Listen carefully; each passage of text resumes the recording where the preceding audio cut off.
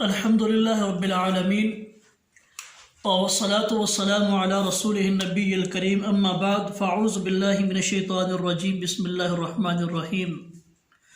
لا یؤاخذکم اللہ باللغو فی ایمانکم ولکن یؤاخذکم بما عقدتم الایمان۔ محترم سامعین، سوال یہ کیا گیا ہے کہ قسم جو ہے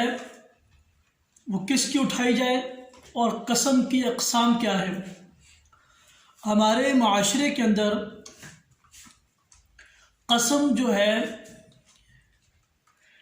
یہ مختلف علاقوں کے اندر، مختلف زبانوں کے اندر یا مختلف ماحول سے تعلق رکھنے والے لوگ جو ہیں ان کا قسم کے متعلق ایک عجیب و غریب قسم کا رویہ ہوتا ہے۔ بعض لوگ ایسے ہیں وہ بات بات پر جو قسم جو ہے وہ اٹھاتے ہیں اور عجیب و غریب قسم کی اور معاشرے کے حساب سے قسمیں جو ہیں وہ رائج ہیں۔ بعض لوگ بات بات کے اوپر قسم اٹھاتے ہیں، اللہ کی قسم یا ایمان سے یا واللہ یا جو ہمارے معاشرے میں چل رہی ہیں تجھے اپنی یقین دہانی کروانے کے لیے کوئی اپنی ماں کی قسم اٹھاتا ہے، یا ہمارا جو ایک معاشرے میں یہ عاشقی اور معشوقی کا جو ایک سلسلہ چل رہا ہے اس میں اکثر و بیشتر نوجوان جو ہیں لڑکی یا لڑکا ہے وہ اپنی ماں کی قسم یا پھر کسی پیر کی قسم یا کسی بابے کی اس طرح قسمیں جو ہیں وہ دوسرے کو یقین دہانی کے لیے اٹھاتے ہیں۔ اور جب کوئی بندہ یہ کہہ دیتا ہے کہ تجھے میری ماں کی قسم یا مجھے میری ماں کی قسم، تو اگلا بندہ جو ہے اس کے اوپر زیادہ جو ہے وہ اعتماد کر جاتا ہے کہ ماں کی قسم اٹھا دی ہے، ماں کی نسبت چونکہ ایک بڑے معزز رشتے کے ساتھ ہے۔ اسی طرح یاد رکھیں قسم کا تعلق جو ہے وہ کسی چیز کے عظیم ہونے کے ساتھ نہیں ہے۔ کوئی چیز کتنی ہی معتبر کیوں نہ ہو، کتنی ہی بابرکت کیوں نہ ہو، کتنی ہی مقام والی ہو کیوں نہ ہو، لیکن ہر چیز کا مقام جو ہے وہ اپنی اپنی جگہ پر ہے۔ قسم کا ایک طریقہ کار ہے جو شریعت نے ہمارے لیے متعین کیا ہے، جیسے کہ رسول اللہ صلی اللہ علیہ وسلم نے فرمایا کہ من کان حالفا فلیحلف باللہ، جو شخص قسم اٹھانا چاہتا ہے کسی معاملے کے اندر سب سے پہلے کوشش یہ کرے کہ قسم اٹھائی جائے۔ اگر انتہائی کوئی مجبوری بن ہی گئی ہے تو قسم اٹھانی بھی ہے، تو من کان حالفا فلیحلف باللہ، صرف اور صرف اللہ رب العالمین کے نام کی قسم اٹھا سکتے ہیں۔ اللہ رب العالمین کے نام کے علاوہ کسی کی قسم آپ نہیں اٹھا سکتے، چاہے وہ چیز کتنی ہی معتبر کیوں نہ ہو، کتنی ہی بابرکت، کتنی ہی عزت والی، کتنی ہی مقام والی کیوں نہ ہو شریعت کے اندر یا دنیا کے اندر۔ اور رسول اللہ صلی اللہ علیہ وسلم کے صحابی حضرت عبداللہ بن عمر رضی اللہ تعالی عنہ کے سامنے ایک مرتبہ ایک شخص نے کعبۃ اللہ کی قسم اٹھائی۔ حالانکہ کعبۃ اللہ کی بندہ اگر کوئی قسم اٹھائے وہ کمزور ایمان والا، کمزور دین والا ہو تو وہ اس کو بڑی معتبر سمجھے گا کہ اس نے کعبہ کی قسم اٹھا دی ہے، بھائی اس کے سچے ہونے میں یا جھوٹا ہونے پر اب جو ہے وہ کسی کو اعتراض نہیں ہونا چاہیے۔ حالانکہ ایسا نہیں ہے۔ جب عبداللہ بن عمر رضی اللہ تعالی عنہ کے سامنے ایک شخص نے کعبۃ اللہ کی قسم اٹھائی تو عبداللہ بن عمر رضی اللہ تعالی عنہ نے اس کو فوراً روک دیا کہ تم کعبۃ اللہ کی قسم اٹھاتے ہو، کیا تمہیں اس بات کا علم نہیں کہ جناب رسول اللہ صلی اللہ علیہ وسلم نے یہ فرمایا ہے کہ من کان حالفا من حلف لغیر اللہ فقد اشرک، کہ نبی کریم صلی اللہ علیہ وسلم کا یہ فرمان ہے جس نے غیر اللہ کی قسم اٹھائی، اللہ کے علاوہ کسی اور چیز کی قسم اٹھائی مخلوق میں سے، تو وہ اس نے شرک کیا ہے۔ یعنی اتنا بڑا یہ گناہ ہے کہ یہ شرک کے مترادف ہے۔ یہ شرک تصور ہوگا اگر اللہ سبحانہ و تعالیٰ کی ذات کے علاوہ کسی اور ہستی کی، کسی اور چیز کی آپ قسم اٹھاتے ہیں۔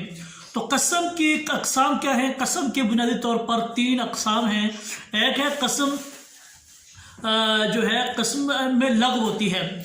جو کہ قرآن عظیم کی میں نے آیت پڑھی ہے کہ لا یؤاخذکم اللہ باللغو فی ایمانکم، کہ اللہ تمہیں تمہاری لغو قسموں کے اوپر نہیں پکڑتا۔ لغو قسم کیا ہوتی ہے؟ جو بندہ ہر وقت بات چیت کرتے ہوئے اس کا تکیہ کلام جو ہے وہ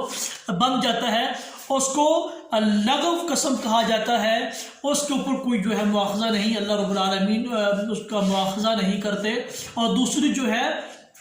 وہ قسم غموس ہے۔ غموس وہ جھوٹی قسم ہے جو انسان کسی کو دھوکہ دینے کے لیے، فریب دینے کے لیے، فراڈ کرنے کے لیے، اپنی چیزوں کو بیچنے کے لیے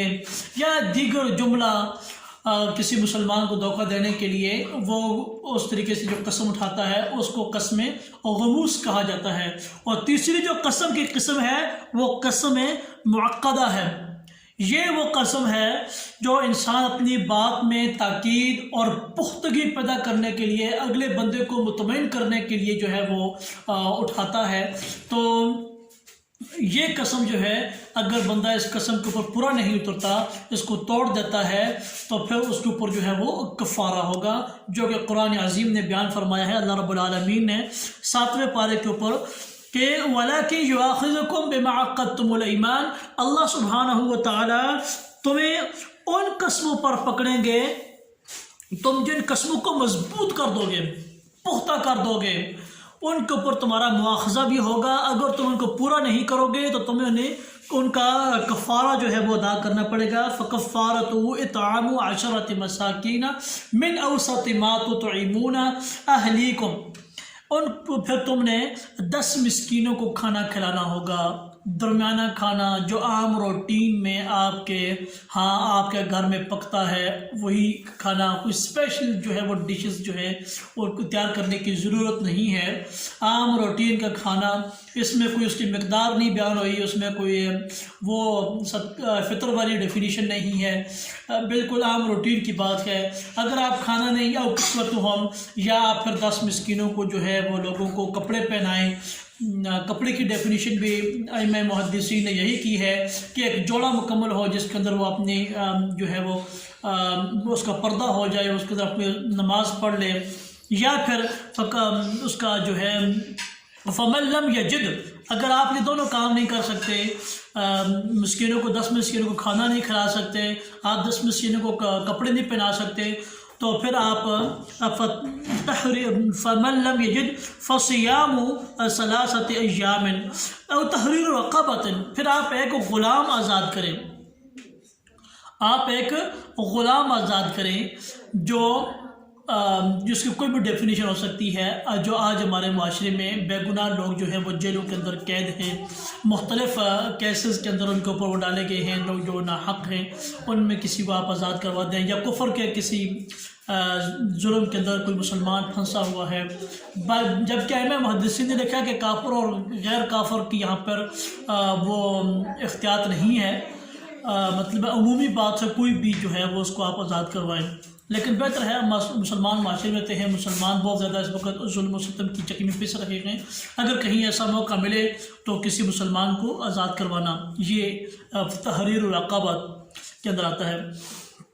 اور اگر یہ بھی آپ نے کہا فَمَن لَمْ يَجِدْ، اگر یہ بھی نہیں کر سکتے تو پھر آپ کیا کریں، فَصِيَامُ 3 أَيَّامٍ، پھر آپ جو ہے وہ 3 دن کے روزہ رکھیں گے، ٹھیک ہے۔ یہ روزے پھر